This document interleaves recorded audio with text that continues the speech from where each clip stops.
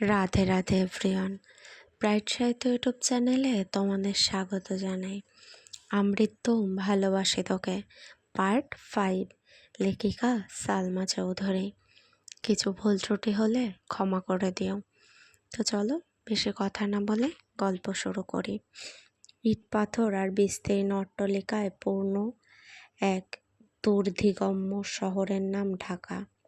নগরের সর্বত্র জুড়ে পাথুরে হৃদয়ের মানবের অবস্থান, যারা প্রতিনিয়ত মুখোশের আড়ালে অস্তিত্ব লুকায়, মন পুড়িয়ে নব্য স্বপ্ন সাজায়। উঁচু উঁচু দালান কোঠায় সুসজ্জিত শহরের মাঝে গাছগাছালিতে ভরা, চারপাশে বাউন্ডারি দেওয়া একটা 3তলা বাড়ির অবস্থান। বিশালাকৃতি গেট পেরিয়ে বাড়ির সদর দরজার ওপর লেখা সন্ধিকুঞ্জ। স্বপ্ন কেনার এই শহরে নাট্যবিহীন ঘড়ির মতো স্বপ্ন ওড়ে। আতাউর রহমান খানের সারা জীবনের পরিশ্রমে কেনা এই জায়গা। পরবর্তীতে তার বড় ছেলে আলী আহমেদ খান নিজের পরিশ্রমের সবটুকু দিয়ে সাথে হাজারো স্বপ্ন নিয়ে এই বাড়ি নির্মাণ করেছেন।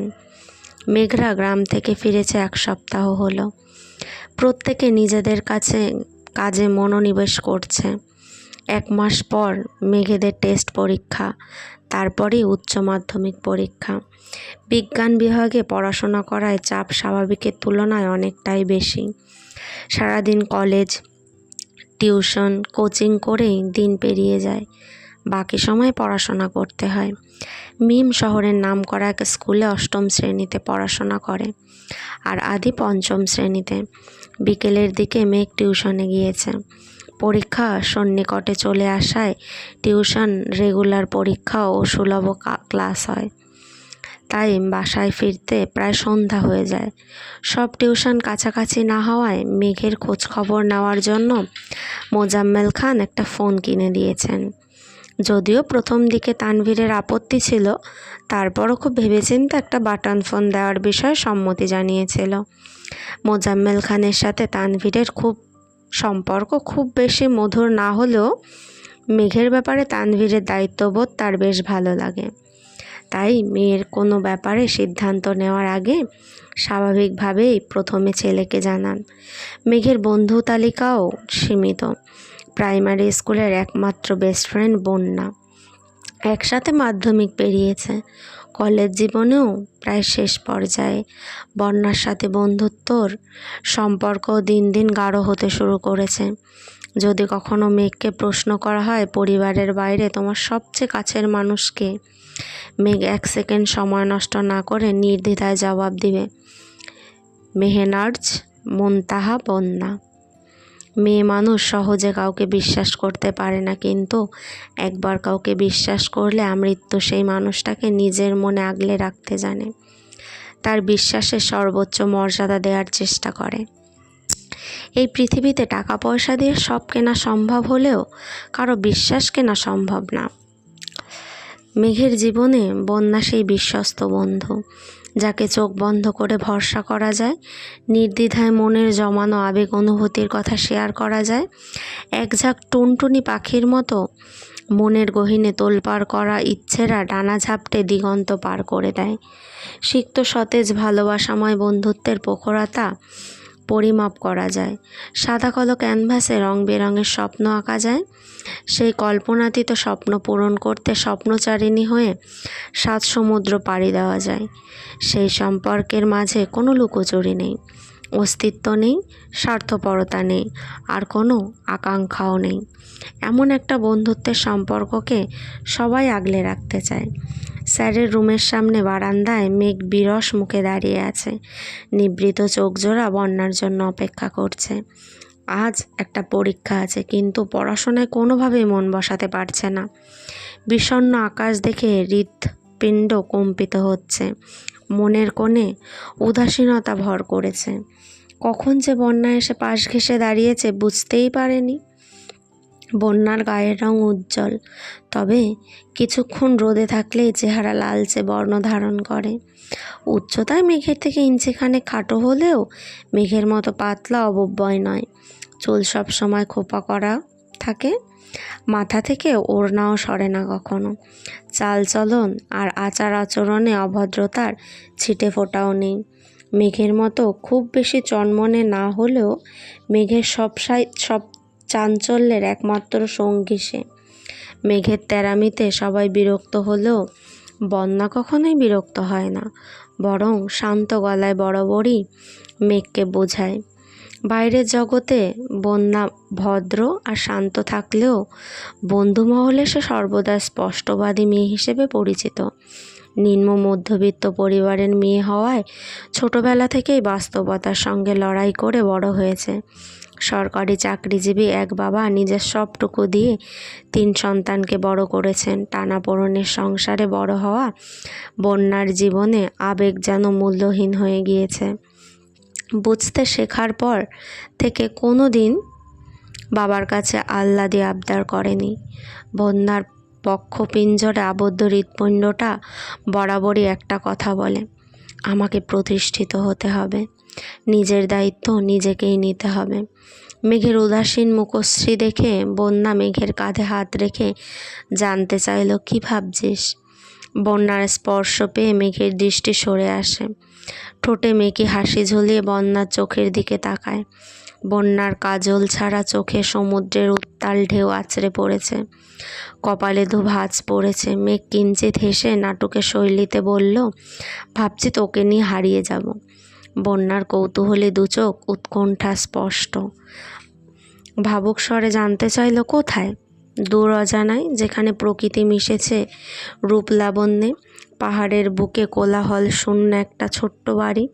বাড়ির দোরগোড়ায় স্বচ্ছ পানির ঝর্ণা, গা ছমছমে শীতল বাতাস, টিনের চালে টুপটাপ বৃষ্টি পড়ার শব্দ, মনোহর রূপমাধুরী মিশ্রিত নিসর্গ। প্রকৃতির রূপের কি বাহার! ভাবতেই মন আনন্দে বিমোহিত হচ্ছে। আহা, যদি একদিনের জন্য তোকে নিয়ে ঘুরতে যেতে পারতাম। মেঘের কথা শুনে বন্যা অবাক হলো না, খুব একটা বিরক্তও হলো না, বরং ঠোঁটে হাসি টেনে মজার ছলে বলল, তুই না হয় দিনের রূপটা বললি, রাতের বেলা কি হবে ভেবে দেখেছিস? মেঘ অনিচ্ছায় কপাল কুঁচকালো। অমাবস্যার রাতের মতো চেহারায় আধার নেমেছে। বিরক্তির ভাব টেনে মনের ভয় আড়াল করে বন্যার দিকে তাকিয়ে দাঁত কিরমির করে বলল, আমার সাথে যাবি না বললেই হয়। রাতের কথা টেনে আমার মন ভাঙার অপচেষ্টা করার কোনো মানে হয় না। অলক্ষ্যে বন্যার হাসির শব্দ গাঢ় হলো। মেঘ অভিমানী চোখে তাকিয়ে আছে। বন্যা হাসি থামিয়ে দীর্ঘ নিঃশ্বাস ফেলে বলল, ঠিক আছে, যাব। খুশি? যেতে হবে না, আমি একাই যাব। রাগ করছিস কেন? তুই খুব ভালো করেই জানিস আমার পক্ষে সন্ধিকুঞ্জের বাইরে তোদের বাসা ছাড়া একা কোথাও যাওয়ার সাধ্য নেই। মাঝে মধ্যে ঘুরতে যাওয়ার কথা বললে মানসিক শান্তি পায়, আর তুই সেটা নিয়েও মজা করিস। সরি বেবি, আর মজা করব না। কি বলতো, তোর সাথে অ্যাডভেঞ্চারময় জীবন কল্পনাও করতে পারি না। তোর যে ভাই, ওনার জীবন থাকতে কোনো দিন বোধহয় তোকে একা কোথাও যেতে দিবে না। হয়তো, তবে এবার বাড়িতে গিয়ে খুব মজা করেছি। ভাইয়া কোনো কিছুতেই তেমন একটা বাধা দেয়নি। বন্যা আবারও হো হো করে হেসে উঠল। হাসতে হাসতে বলল, তুই মজা করেছিস আর তোর ভাই সেটা চুপচাপ সহ্য করেছে? এটাও আমার বিশ্বাস করতে হবে? মেঘ চোখ মুখ শক্ত করে বলল, তুই আমার ভাইয়াকে যতটা অবজ্ঞা করিস সে ততটাও অপ্রীতিকর মানুষ না। থাক, তোর ভাইয়ের গুণগান নাই বা গাইলি। তোর ভাইয়ের আমাকে ধমক দেওয়াটার কথা আমি আজও ভুলিনি। এখনও মাঝে মধ্যে ঘুমের মধ্যে ধমকের কথা মনে হলে মাঝরাতে ঘুম ভেঙে যায়। পাষাণীর মতো কথা বলবি না। দুঃস্বপ্ন দেখে মাঝরাতে ঘুম ভাঙে তোর, আর সেই দায় আমার ভাইয়ার ওপর চাপাচ্ছিস। ভাইয়া তোকে একবারই ধমক দিয়েছিল, সেটাও আবার আমাদের ভুলের জন্য। আমরা ভাইয়ার কথা অমান্য করে ঘুরতে গিয়ে অ্যাক্সিডেন্ট করেছিলাম। আমার হাতে ব্যথা পেয়েছিলাম, সেজন্য ভাইয়া মাত্রাতিরিক্ত রেগে গিয়েছিল। তার জন্য কি সরি বলিনি তোকে? বলেছি, অনেকবার বলেছে, কিন্তু ওনার আগে আমাকে কেউ এভাবে ধমক দেয়নি। মেঘ শান্ত গলায় প্রশ্ন করলো, ভাইয়ার পরে কেউ ওইভাবে ধমক দিয়েছে তোকে? না। তাহলে তো হলোই। স্পেশাল ধমক হিসেবে না হয় মনের কোণে বন্দি থাকুক, সমস্যা কি? কিছু না, এখন বল এখানে দাঁড়িয়ে আছিস কেন? পরীক্ষা শুরু হতে দেরি হবে বলল। ভেতরে চিল্লাচিল্লি হচ্ছিল, আমার মাথায় ব্যথাও করছিল, তাই এখানে দাঁড়িয়েছিলাম। বন্যা স্বাভাবিক গলায় শুধালো, স্টাডি কমপ্লিট? মেঘ শক্ত কণ্ঠে বলে উঠল, বেস্ট ফ্রেন্ড আছিস? বেস্ট ফ্রেন্ড হয়েই থাক। পড়াশোনার কথা জিজ্ঞেস করে আমার প্রতিপক্ষ হওয়ার চেষ্টা করিস না। আমি আমার প্রতিপক্ষের ব্যাপারে ঠিক কতটা কঠোর সেটা আশা করি তুই খুব ভালো করেই জানিস। বন্যা মুচকি হেসে জিজ্ঞেস করলো, তা তোর প্রতিপক্ষের কি খবর রে, কেমন আছে? আলহামদুলিল্লাহ ভালো। হঠাৎ আমার প্রতিপক্ষের খোঁজ নিচ্ছিস কেন? ঘটনা কি? তুই ইদানিং তার কথা একটু বেশি স্মরণ করছিস কি না? কথার কথায় তার কথা বলিস, তাই জিজ্ঞেস করলাম। তার সাথে কথা বলেছিস নাকি? সরাসরি বলিনি, বাড়িতে থাকাকালীন 2 দিন কল দিয়ে অযথা জ্ঞান দিচ্ছিলেন। রাগ ওঠেনি তোর? ফোন ছুঁড়ে মারিসনি? মেঘ মৃদু হেসে জবাব দিল, না, এখন আর ফোন ছুঁড়তে ইচ্ছে করে না। বন্যা ঝটপট প্রশ্ন করলো, কেন? আগে তেমন একটা গুরুত্ব দিইনি ঠিকই, কিন্তু ইদানিং আমি তার অধীরতা ঠিক বুঝতে পারছি না। উনি যে আমার সাথে কথা বলার জন্য কতটা ব্যাকুল সেটা আমি ঠিকই উপলব্ধি করতে পারি। এত বুঝদার কবে হয়েছিস? বন্যা মেকি স্বরে প্রশ্ন করলো। মেঘ অনুদ্যত কণ্ঠে জানালো, এই তো কিছুদিন হলো।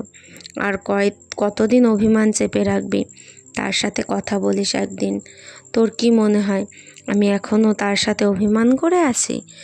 বছরের পর বছর যাচ্ছে, একটা মানুষ অসংখ্যবার তোর সাথে কথা বলার চেষ্টা করেছে, অথচ তুই কথা বলিস না। এটাকে কি বলবো? বড় ভাই হিসেবে না হয় একটা থাপ্পড় দিয়ে ফেলেছিলেন তিনি। ছোটবেলা দুষ্টামি করার অপরাধে আমার বোনও কত মেরেছে আমাকে, তাই বলে আমি কি আপুর সাথে রাগ করে আছি? চিরতরে কথা বলা বন্ধ করে দিয়েছি? থাপ্পড় কী জিনিস জীবনেও বুঝিনি আমি। প্রথমবারের মতো উপলব্ধি করেছিলাম, যেখানে আম্মু আব্বু আর ভাইয়া কোনো দিন আমার গায়ে হাত তুলেনি, সেখানে তিনি আমার গায়ে হাত তুললেন কোন অধিকারে? তাও আবার কোথাকার কোন ছেলের জন্য? হিটলার কোথাকার। এই জন্য তার প্রতি রাগ হয়েছিল। অবশ্য এখন আর রাগ নেই, কারণ যত যাই হোক ভাইয়ার জীবনে তার ভূমিকা অনস্বীকার্য। এত বড় ধাক্কা সামলে ভাইয়া যে এত তাড়াতাড়ি স্বাভাবিক জীবনে ফিরে আসবে এটা কল্পনার বাইরে ছিল। সবটুকু অবদান আবির ভাইয়ের। শুধুমাত্র তানভীর ভাইয়ার জন্য আমি আবির নামক হিটলারের নাম প্রতিপক্ষের লিস্ট থেকে মুছে ফেলার সিদ্ধান্ত নিয়েছি। তোর ভাইয়ের কি হয়েছিল একদিন বলেছিলাম না তোকে, ভুলে গিয়েছিস? ও আচ্ছা, সেসব বাদ দে, আগে এটা বল, তুই আবির ভাইয়ার সাথে কবে কথা বলবি? সামনে ওনার জন্মদিন, ভাবছি সেদিন কল দিব। ওয়াও, কি কথা হয় জানাবি কিন্তু আমাকে। আচ্ছা, এখন ভেতরে চল, স্যার আসার সময় হয়ে গিয়েছে। হ্যাঁ চল। সময়টা সন্ধ্যার পর, আকাশ এখনও আলোকিত। পশ্চিমা আকাশ দেখে মনে হচ্ছে চিত্রকর হৃদয়ের মধুরতা মিশিয়ে রং তুলিতে নিখুঁত রূপে কোনো প্রকৃতি এঁকেছেন। লাল, হলুদ, নীল আর কালচে রঙের ভিড়ে আকাশটা ভীষণ আদুরে লাগছে। বসার ঘরে আলী আহমেদ খান ও মোজাম্মেল খান সোফায় বসে আছেন। কাঠের নকশা করা চায়ের টেবিলে 2 কাপ চা, সাথে অল্প স্বল্প নাস্তা রাখা আছে। 2 ভাই গল্প করছে আর চা খাচ্ছে। ইকবাল খান গতকালই সিলেট গিয়েছেন। ইকবাল খান সম্পর্কে আপন ভাই হলেও বড় 2 ভাইয়ের সাথে মানসিকতার বিস্তর তফাৎ তার। ছোটবেলায় পড়াশোনায় বেশ মনোযোগী ছিলেন। বাবা মায়ের স্বপ্ন ছিল ছোট ছেলেকে ডাক্তার বানাবে। অল্প বয়সে বাবা মাকে হারিয়েছেন। বড় ভাই ভাবি যথেষ্ট ভালোবেসেছেন, কিন্তু অল্প বয়সে বাবা মাকে হারানোর পর মনের উপর যে চাপ পড়েছিল সেই চাপ কাটাতে পারেনি। বাবা মায়ের পরে ওনার কাছে সবচেয়ে আপন ছিল একমাত্র বড় বোন মাহমুদা খান, কিন্তু ওনার সাথেও সম্পর্কের বিচ্ছেদ ঘটে। সবার শূন্যতায় ধীরে ধীরে পড়াশোনার প্রতি অমনোযোগী হয়ে ওঠেন। ভাইদের শাসন সহ্য করতে না পেরে কলেজ জীবনে বাড়ি ছেড়ে হোস্টেলে গিয়ে ওঠেন। কোনো রকমে কলেজ জীবন পার করে রাজশাহী বিশ্ববিদ্যালয়ে ভর্তি হয়েছিলেন। বড় ভাইয়েরাও বেশ খুশি হয়েছিলেন। ফার্স্ট ক্লাস রেজাল্ট নিয়ে স্নাতক ও স্নাতকোত্তর সম্পন্ন করে সেখানকার এক প্রতিষ্ঠানে চাকরি নিয়েছিলেন। চাকরি পাওয়ার পরপর আচমকা একদিন বাড়িতে এসে বড় দুই ভাই আর ভাবিদের উপস্থিতিতে নিজের পছন্দের মানুষকে বিয়ে করার প্রস্তাব রেখেছিলেন। আলিয়া আহমেদ খান বোনের তিক্ত স্মৃতি ভুলতে পারেনি। বোন বাড়ি ছেড়ে চলে যাওয়ার ক্ষোভ আর আক্রোশের সবটা সেদিন ইকবাল খানের ওপর দিয়েই কালবৈশাখী ঝড়ের মতো বয়ে গিয়েছিল। সেদিন আলিয়া আহমেদ খান কেবল ক্রোধান্নলে জ্বলেছিলেন। এক পর্যায়ে রাগে ফুঁসতে ফুঁসতে বলেছিল, ভাই নাকি প্রিয়তমা, কাকে চাও তুমি?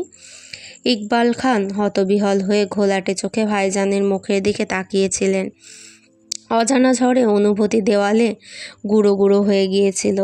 ভার্সিটি থেকে পড়াশোনা করা, ভালো পরিশ্রমকে চাকরি করা এক যুবক ভার্সিটি পুরো এক মেয়েকে পছন্দ করে।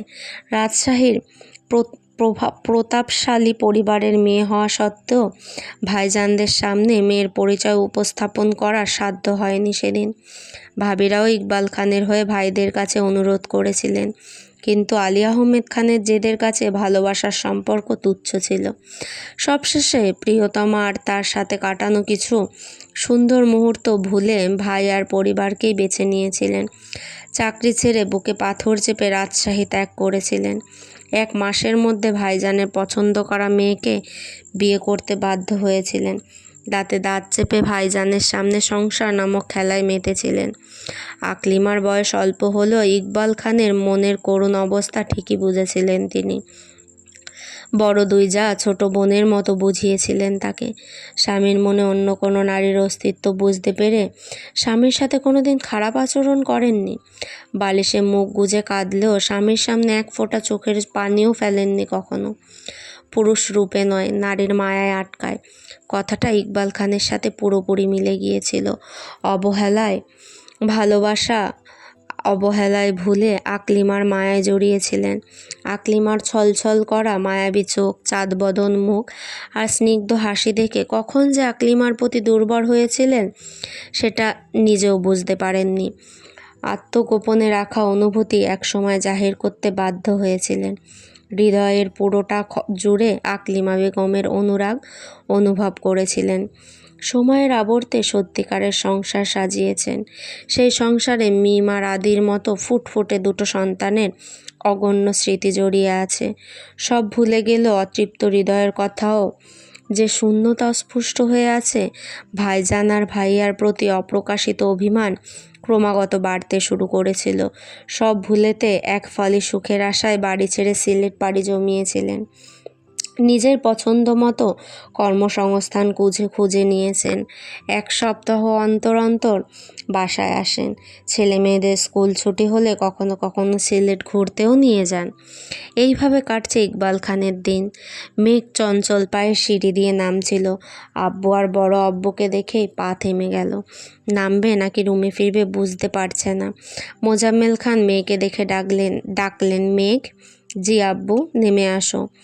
মেঘ গুড়ি গুড়ি পায়ে সিঁড়ি বেয়ে নেমে এসেছে। মোজাম্মেল খান মৃদুস্বরে জানতে চাইলেন, পড়াশোনা কেমন চলছে? আলহামদুলিল্লাহ ভালো। সামনেই টেস্ট পরীক্ষা, পড়াশোনা করো ঠিক মতো। আচ্ছা। আলিয়া আহমেদ খান জিজ্ঞেস করলেন, টিউশন চলছে ঠিক মতো? জি বড় আব্বু, প্রয়োজনে আরও কয়েকটা টিউশন পড়বে, তবু পড়াশোনায় ঘাটতি যেন না থাকে। মেঘ মাথা নিচু করে বলল, জি। খেয়েছো কিছু? না।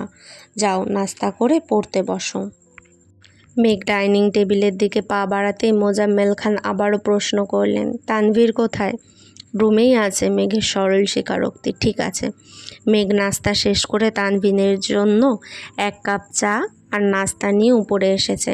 তানভীরের দরজার সামনে দাঁড়িয়ে আস্তে করে ডাকলো, ভাইয়া আসবো? আয়। মেঘ ভেতরে ঢুকে টেবিলের ওপর চায়ের কাপ আর নাস্তা রাখতে তানভীর স্বাভাবিক কণ্ঠে বলল, এখানে আনতে গেলি কেন? ডাকলেই নিচে চলে যেতাম। নিচে বড় আব্বু আর আব্বু গল্প করছেন, তাই এখানে নিয়ে এসেছি। তানভীর আনমনে বলল, ওহ। মেঘ কিয়ৎক্ষণ থেমে বলল, তোমার ফোনটা দাও তো। তানভীর হাত বাড়িয়ে বিছানার পাশ থেকে ফোনটা নিয়ে মেঘের দিকে দিতে দিতে লক স্ক্রিনে দেওয়া নাম্বারটাও নির্দ্বিধায় বলল। মেঘের চোখ উৎকণ্ঠার ছাপ। অস্থির কণ্ঠে বলল, এক কথায় ফোন দিয়ে দিলে? না দিলে ভালো হতো। তা না, কিন্তু কারণ জানতে চাইলে না যে? সব কিছুর কারণ জানতে হয় না। আমার ফোন যে প্রয়োজন ছাড়া নিবি না, এটা আমি খুব ভালো করেই জানি। মেঘ ভাইয়াকে অসাময়িক হাসি উপহার দিয়ে ফোন নিয়ে বেরিয়ে গেল। বদলে তানভীরের অল্প করে হেসে চায়ের কাপ হাতে নিল।